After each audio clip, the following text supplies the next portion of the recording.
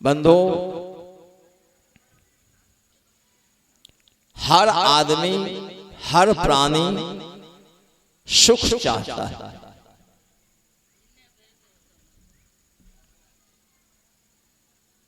सुख चाहता है, सुख चाहता है, सुख दुख कोई नहीं चाहता।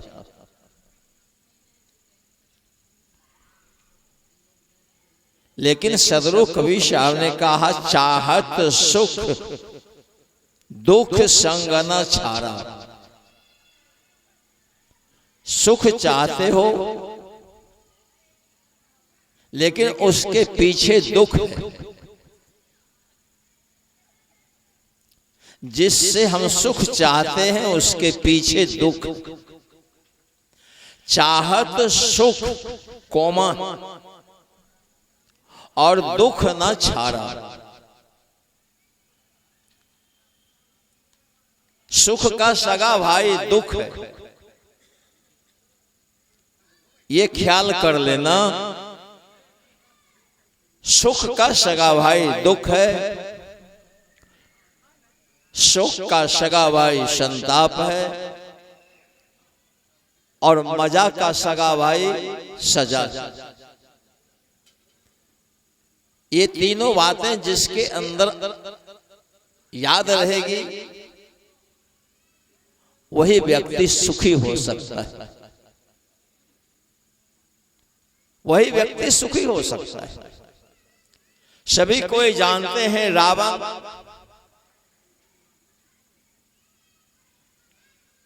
इतना बड़ा विद्वान था और सोने की लंका को बनाया। उसकी 3 मनसाएं थी, सोने के लंका बनाना और दूध की नदी बहाना। इस धरती पे दूध की नदी बहाना। और तीसरी मनसाएं थी, उसकी अभिलाषाएं थी कि आसमान में सीढ़ी लगाना।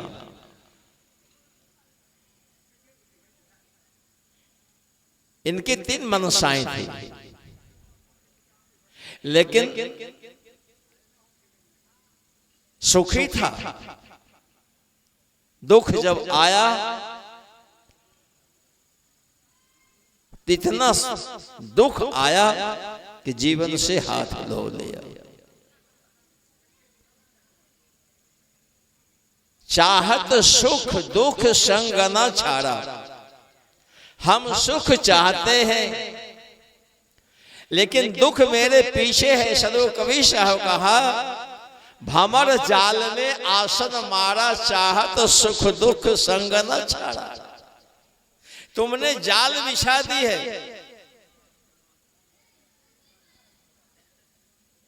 और उस जाल से निकलना चाहते हो।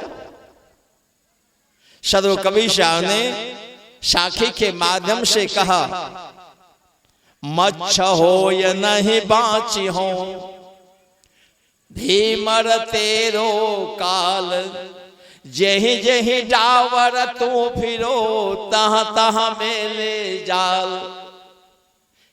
का मच्छ होकर के बचना चाहते हो। मछली चाहे बचने के लिए, मछली चाहे बचने के लिए बच सकती है क्या? कभी नहीं बच सकती। सदगुरु कबीर साहब कहते हैं, जहां जहां तुम जाओगे वहां वहां मेले जाल। वहां तो निषाद एक जाल में तुम ना फंसोगे,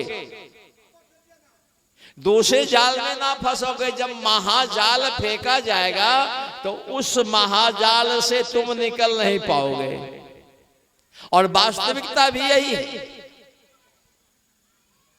सदगुरु कबीर साहब कहते हैं, भंवर जाल में आसन मारा, चाहत सुख दुख संग न छाड़ा। हम सुख चाहते हैं, हर प्राणी सुख चाहता है। लेकिन सदगुरु कबीर साहब कहते हैं, चाहत सुख दुख संग न छाड़ा। पीछा दुख नहीं छोड़ेगा। हम सुख चाहते हैं अपनी पत्नी से सुख चाहते हैं, अपने परिवार से सुख चाहते हैं, बाल बच्चे से सुख चाहते हैं, जमीन जायदाद से सुख चाहते हैं कि हमें सुख मिले, हमें सुख मिले, हमें सुख मिले। लेकिन मेरे प्यारे भाइयों, याद रखना, पत्नी से सुविधा मिल सकती है, पुत्र से सुविधा मिल सकता है, जमीन जायदाद से सुविधा मिल सकता है, लेकिन शांति नहीं मिल सकती। सुख और शांति में difference of sky and ground, दोनों में आसमान धरती का अंतर है। हम सुख चाहते हैं,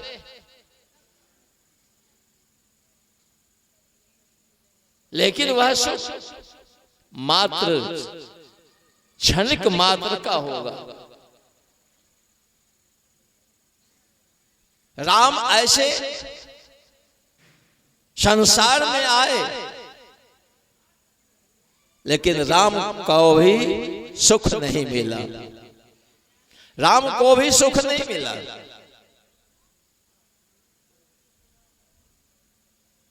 सदो कवि साहब ने कहा,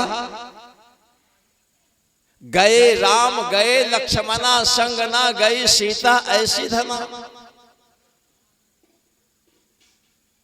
राम भी सुख चाहते थे, लेकिन सीता के संग सुख चाहा और सीता भी संग नहीं गई, सीता भी संग नहीं गई।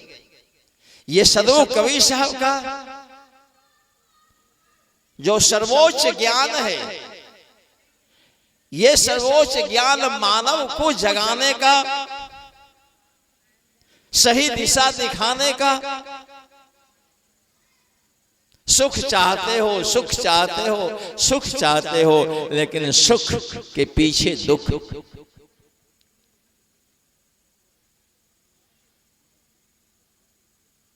ये सुख जिससे हम सुख चाहते हैं, वह सुख कभी मेरे साथ नहीं जा सकता है। कब हो न भयो संग और साथा, ऐसो जन्म गमाए हो अच्छा।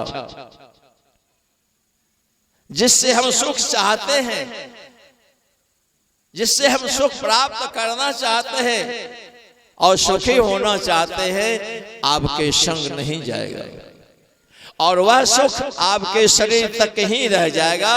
जिस भौतिक सुख के लिए हम मर रहे हैं, सुख होगा आपके श्रम के ऊपर। श्रम ठोस है तो उपलब्धियां ठोस होगी। आप स्कॉर्पियो पर चलेंगे, बेलों पर चलेंगे, अन्य वाहनों पर चलेंगे, लेकिन पक्की बात है कि ये सारे वस्तु जो भौतिक दृश्य पदार्थ हैं, सारे भौतिक वस्तु छूटेगी, सारी भौतिक वस्तुएं छूटेगी, ये सारे दृश्य पदार्थ छूटेंगे। पत्नी छूटेगी, पति छूटेंगे, संग छूटेगा, संसार की सारी वस्तुएं छूटेंगी।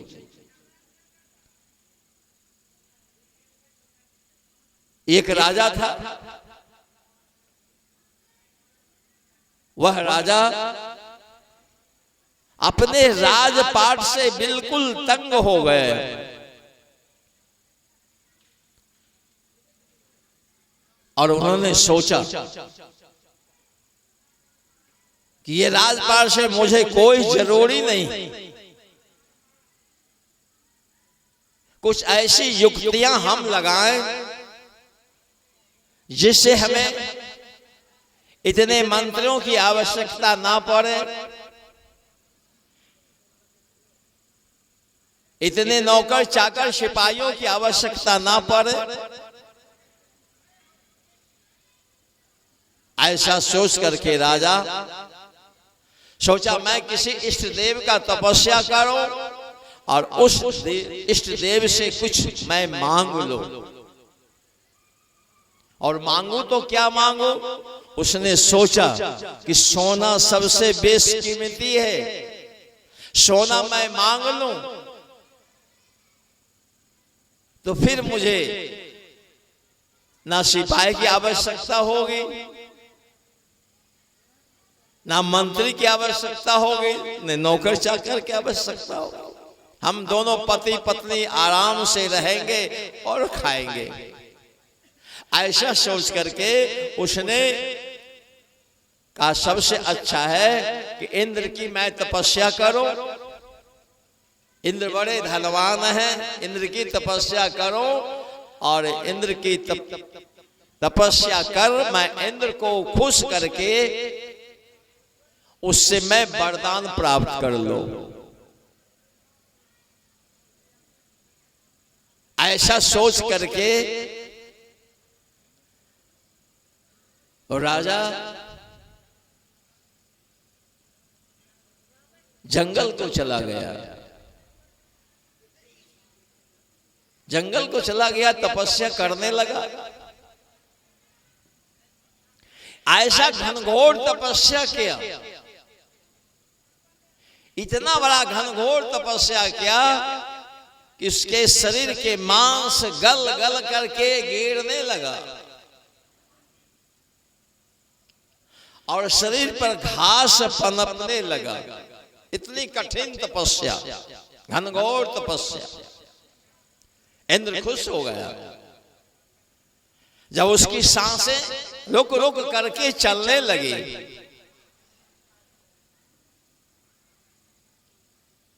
जब सांसें रुक रुक करके चलने लगी तो इंद्रलोक हिलने लगा। जब इंद्रलोक हिला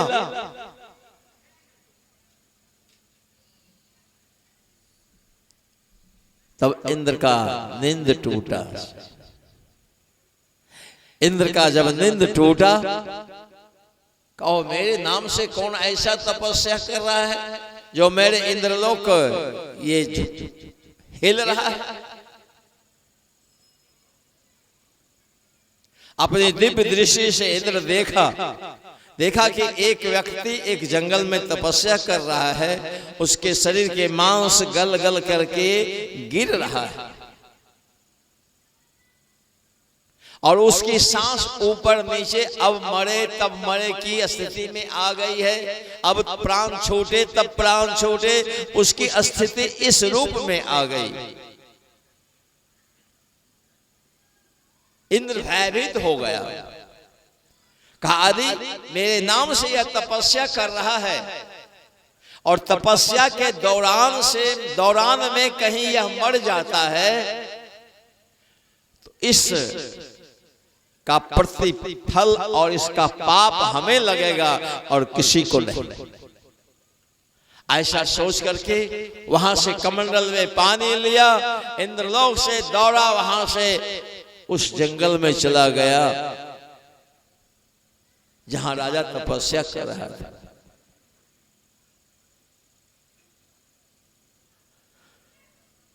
आया और राजा के शरीर पर पानी छिड़का।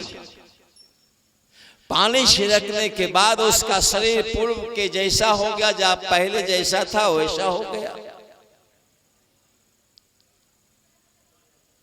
कहा बोल बेटा तुमने मुझे क्यों आवाहन किया? आंखें खोल। राजा आंखें खोला, कहा प्रभु मेरी एक याचना है। कहा क्या याचना? क्या है? कहा याचना यही है प्रभु कि मैं जो कहूं वह हो जाए, जो छू दूं वह सोना हो जाए। कहा बहुत अच्छी की बात है, चल तुम्हारे तपस्या से मैं बिल्कुल प्रसन्न हूं, ऐसा ही होगा। इतना सा कह करके इंद्र चले गए अपने इंद्रलोक को। राजा के मन में विश्वास नहीं। आखिर उस वरदान का परीक्षा जब किया, एक छोटे सा पैर को छू दिया, पैर हो गया सोना। जब पैर सोना हो गया तो उसे मन में विश्वास हुआ कि बिल्कुल जिस चीज को मैं छू दूंगा वह सोना हो जाए। वहां से दौड़ता हुआ चला आया अपने राजभवन को। राजभवन के एक शीरा को पकड़ा और घूमते घूमते घूमते घूमते दूसरा शीरा पर आ गया। पुनः पूरा छठ दिवाली जो था राजभवन का सोना हो गया। सोना सोना। राजा को काफी खुशी हुई कि जिस चीज को मैं छूता हूं वह सोना हो जाता है। काफी खुशी हुई। राजा चले गए राजभवन में और तमाम राजभवन के सारी सामग्रियों को छू दिया, सारे सामान को छू दिया। सोना सोना सोना हो गया। और छूते छूते लगभग 4 बज गए। उसे भूख लगा। तब उसने बुलाया किसको? रानी को। कहा, ओ रानी आ जाओ, देखो ये राजभवन पूरा सोना ही सोना हो गया। रानी आई, काफी खुशी हो गई कि अब क्या बात है, पूरा राजभवन सोना सोना सोना ही हो गया। राजा कहा, देखो रानी अब मैं बिल्कुल खुशी हूं।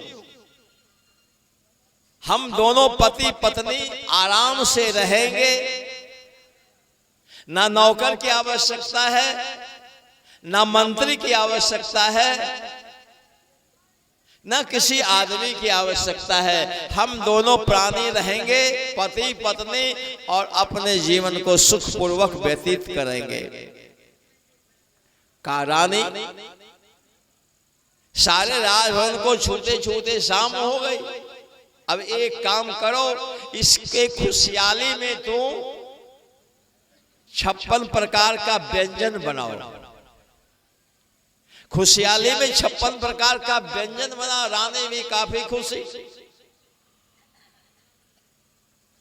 रानी भी जाकर के 56 प्रकार का व्यंजन बनाई और सोने के प्रात में परस करके ले आई। चौका लगा दी, पीढ़ा रख दी सोने का, और लोटा में पानी रख दी, गिलास में पानी रख दी। गिलास भी सोना का, लोटा भी सोना का, और पीढ़ा भी सोना का। रानी राजा को बुलाया, कहा, आजा राजन। राजा आ गए। कहा, बैठ जाओ इस पीढ़े पर। राजा पीढ़े पे बैठ गया और रानी 56 प्रकार का व्यंजन जो बनाई थी वह प्रात सामने दे दी और कहा कि खाओ, ये 56 प्रकार का व्यंजन खाओ, और लोटे में पानी है, गिलास में पानी है। मैं जाती हूँ, थोड़ा सा काम कर लेती हूँ, किचन रूम का थोड़ा सा काम कर लेती हूँ। ऐसा करके रानी चली गई। और राजा सोचा कि ये 56 प्रकार का जब हम आनंद लेंगे, मजा लेंगे, स्वाद लेंगे 56 प्रकार का, कि ये सब्जी है गोभी का, ये है परवल का, ये है आलू का, ये है तस्मै, ये है पूरी, ये है अनेकानेक मिष्टान। तो ये 56 प्रकार का जो हम व्यंजन बनवाए हैं और 56 प्रकार का जब हम स्वाद चखेंगे तो 56 मिनट हमारा बिल्कुल बर्बाद हो जाएगा। देखिए सोच कैसा है, समय का कितना सदुपयोग करता है। का 60 मिनट का घंटा होता है और 56 मिनट हम स्वाद में बर्बाद कर देंगे। इससे बढ़िया एक काम मैं कर दूं कि स्वाद कल चखेंगे, आज अपना मिला करके पूरे व्यंजन को पेट भर लेना है, परिणाम देखेंगे। ऐसा सोचा और वह पूरे व्यंजन को मिला दिया। क्या हो गया? सोना हो गया। अब उसके मन में शांति मिल रही है क्या? घबराहट बढ़ रहा है, यूं घबराहट बढ़ रहा है। पूरा थाली का सामग्री 56 प्रकार का व्यंजन सोना हो गया। राजा को काफी घबराहट बढ़ी। कहा अच्छा कोई बात नहीं है, ये 56 प्रकार का व्यंजन सोना हो गया तो कोई बात नहीं, मैं लोटे के पानी से प्यास बुझा लेता हूं। जो ही लोटा को पकड़ा, लोटा का भी पानी सोना हो गया और उसकी परेशानी बढ़ती चली गई। फिर गिलास से पानी प्यास बुझाना चाहा, गिलास पानी से, फिर गिलास को पकड़ा, गिलास का भी पानी सोना हो गया और घबराहट और बढ़ गई, पूर्ण रूपेण बढ़ गई घबराहट। आखिर में आपातकालीन में किसको बुलाएगा? ना नौकर है, ना सिपाही है, ना मंत्री है। आपातकालीन में अपनी पत्नी रानी को बुलाया, ओ रानी, ओ रानी आ जाओ, देखो यहां क्या हुआ। रानी इस पर कोई गम ना की, लेकिन फिर जब राजा कहा दौड़ो रानी दौड़ो, तो रानी सोची आखिर ये आपातकालीन आवाज है, इसमें जाना चाहिए। रानी दौड़ती हुई चली आई राजा के पास। राजा कहते हैं देख रानी क्या हुआ, ये 56 प्रकार का व्यंजन तूने बनाई, देख। और जब ये सोना हुआ तो फिर मैं लोटे के पानी से प्यास बुझाना चाहा, ये भी देखो लोटा का भी पानी सोना हो गया। जब लोटा का पानी सोना हो गया तो फिर मैं गिलास के पानी से प्यास बुझाना चाहा और वह भी सोना हो गया। रानी अब क्या करे, रानी अब क्या करे, अब तड़प रहा है, तड़प रहा है, तड़प रहा है। राजा है बैठा, रानी है खड़ी। रानी सोच रही है मैं कितना मेहनत से ये 56 प्रकार का व्यंजन बनाई और राजा के पास मैंने रखी भोजन के लिए, ये क्या हो गया, सोना में तब्दील हो गया, सोना में बदल गया। रानी भी सोच रही है खड़ी खड़ी और राजा भी घबरा रहा है बैठल बैठल। घबराते घबराते राजा खड़ा हो गया।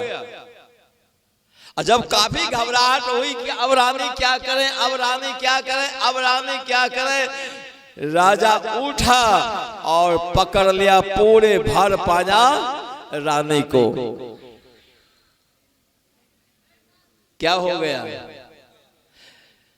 रानी को सुख मिल गई, शांति मिल गई और राजा घबराते घबराते उसके घबराहट छूटा ही नहीं, उसकी मौत हो गई। सदगुरु कबीर साहब ने कहा चाहत सुख दुख संग न छाड़ा। बहुत दूर से गंभीरता रूप से सदगुरु कबीर साहब ने इस मानव के बीच में रखा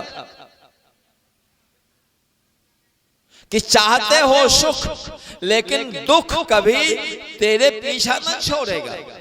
सुख चाहते हो, हम भौतिक सुख चाहते हैं, हम पत्नी से सुख चाहते हैं, हम पुत्र से सुख चाहते हैं, हम जमीन जायदाद से सुख चाहते हैं, हम मकान से सुख चाहते हैं, लेकिन मेरे प्यारे भाइयों ये हमारा भौतिक सुख,